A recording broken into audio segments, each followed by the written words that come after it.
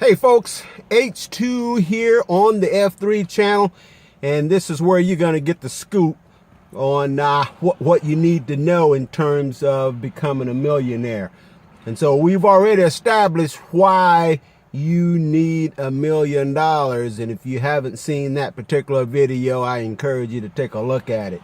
So we already know that we're going to have a certain level of assets in order to sustain ourselves, really before retirement, but particularly for those that are facing retirement.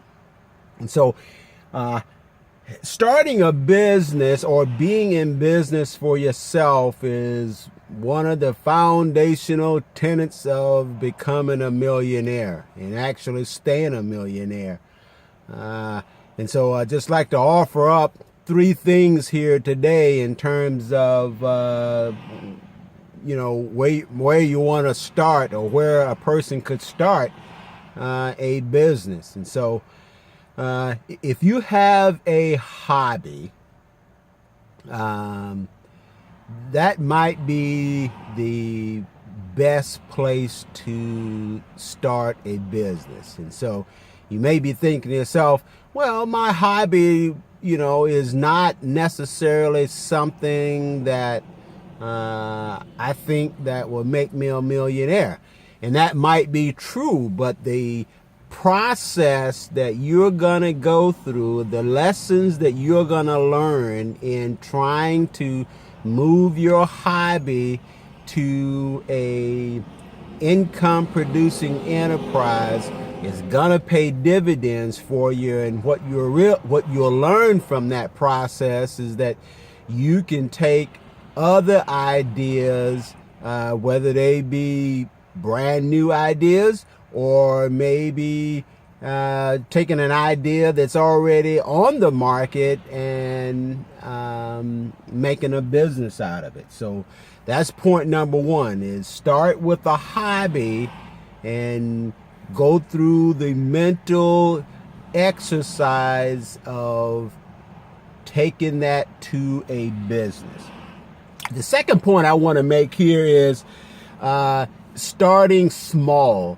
If you're not used to being in business for yourself, you really want to start small, because when you're small and you make a mistake, it's a small mistake. There's not a lot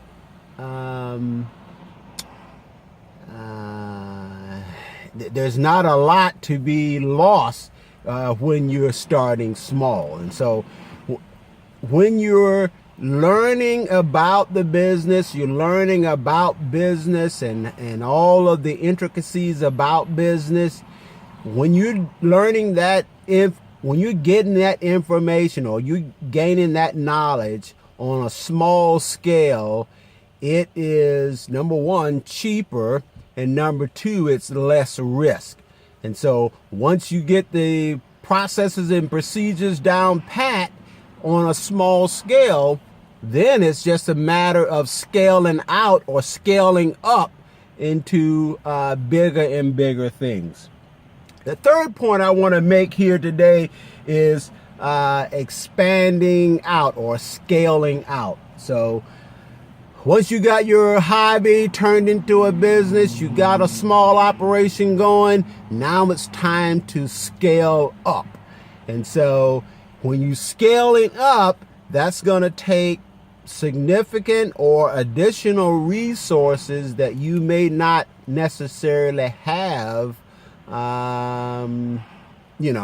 in your particular bank account or in your particular operation. So, but, don't despair, because there's other ways of raising capital in order to allow you to expand your business. So, a couple different things you can do is, family and friends, having them invest into your business, or even if you got a solid business plan, take it to a bank or take it to a venture capitalist that may invest in your particular idea or your particular product to allow you to scale up. So, you know, when you're small and it's just a matter of scaling, more people and more organizations are apt to invest in you when it's just a matter of scaling. If it's just a paper, if your idea is just on paper, that's a hard sell because it's unproven. All right. So there you have it, folks. We know that being in business is foundational to becoming a millionaire. And there's 3 things here that I'm offering up to you today to get you started. And that is taking a hobby and turning it into a business, starting small, work out all the kinks, and then expand or scale up from there. All right, so hopefully that'll help you. If you got any questions or comments, hit me up in the comments. And again, thanks for joining us, and subscribe to the F3 Millionaire Mindset channel on YouTube. That way you get noticed of all of the new content that's being uploaded. All right. Hey, thanks for joining us. You have a great day.